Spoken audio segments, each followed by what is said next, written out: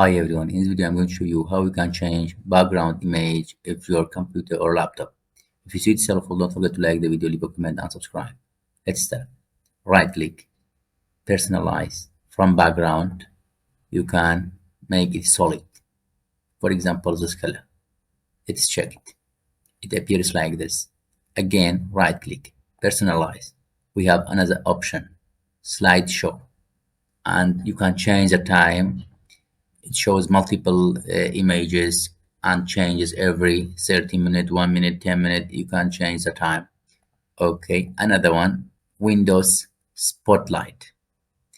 Directly it gives an image like this. Let's see it.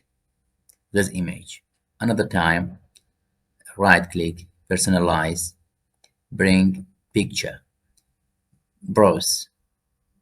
For example, I bring this picture, name it wallpaper, choose picture. Let's see it. That's the way. Have a nice day.